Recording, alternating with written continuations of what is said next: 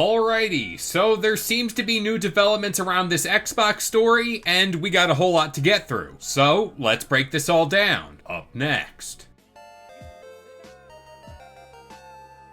What's going on, guys? It's Kalo, and I'm here to give you the lowdown on all things gaming. And if you're new here, feel free to subscribe to this channel for weekly video game news content. Drop a like on the video, and welcome to the Level Up. We are just a few days removed from that initial shockwave of studio closures that overtook the gaming industry. On one hand, we got more context, if you want to call it that, and at the same time, things got worse. And as bad as that initially sounds, it's pretty good to get context here in regards to those closures, because quite honestly, none of them really made sense, especially Tango Gameworks. So what's happening here is Bloomberg's Jason Schreier put out this pretty big report. I'm gonna link to it in the comments section down below, so go check that out. But he's covering all the insider tips he's gotten so far as to what exactly is going on over at Xbox. So up front, his reports point to this idea that these cuts occurred because of a cost-cutting initiative. And the scary part to all this is,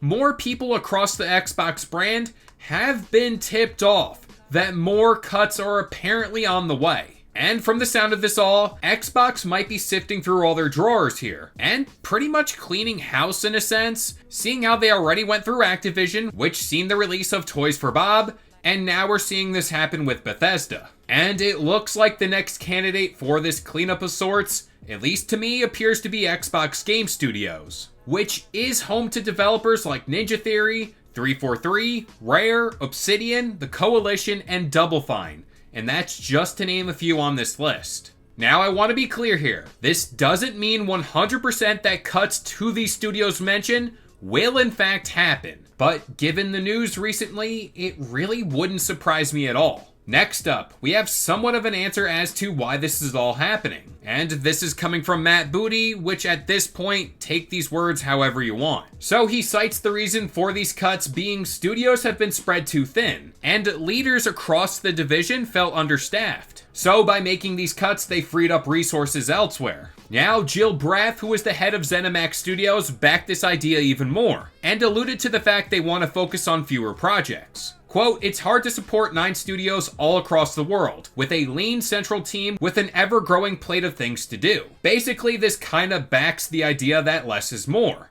And Bethesda is looking to focus on fewer projects, but at the same time, they're gonna be bigger ones. Now, what exactly that all means, I honestly don't know at this point.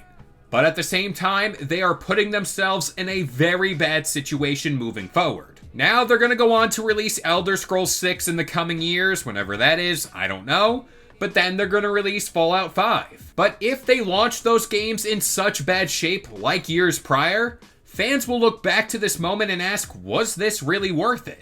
But when we take a step back from just Xbox here and look at the whole industry, this sentiment has been one that has ruled over any and all brands. Square Enix just did this kind of same thing Xbox is doing right now, and that's focusing in on what sells, and that's the big name IPs under their belt. And I think once again, this is a bad move, just because we are essentially throwing out creativity. And by doing that, that comes at the cost of games like Hi-Fi Rush. And for the sake of naming another game outside Hi-Fi Rush, how about Pentiment? But speaking of Hi-Fi Rush, throughout all this madness, it came out that before the closure of Tango Gameworks, they were in the middle of pitching Hi-Fi Rush 2. So, I guess that might not be happening now. This also depends on if Xbox retains some of that talent pool who worked on the game as well. But Xbox told us up front this game was a hit for them, and they plan to reinvest in Tango Gameworks, so that more projects like this could happen. But I guess not. And personally, as of right now, the answers they've given haven't been enough. It's just not sitting right with me. And it's just not me being stuck up.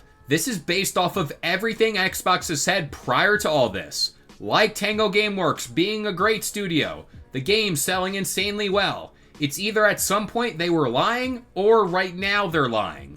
But we could be in store for another Xbox podcast potentially to explain all this. Not only to the fans, but for the people who lost their jobs, and the developers that currently still work with Xbox. At the same time, I don't think that's actually gonna happen, just kinda throwing it out there in case. But let's not forget, Xbox has a showcase on June 9th, And I don't really think they could hold such an event and just not address the elephant in the room. But at the same time, I can see them glossing over it, no problem. And it's also worth noting, I think around the same time as that showcase, Phil Spencer is supposed to appear on IGN in front of a live crowd.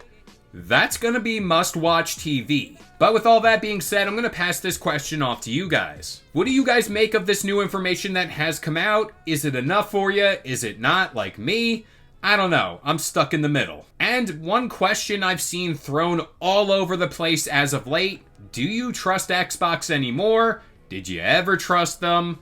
Or, I don't know, were you in the middle? But that about does it here. I've been Kalo. I gave you the lowdown on all things gaming. And if you're new here, feel free to subscribe to this channel for weekly video game news content. Drop a like on the video, and this has been the Level Up.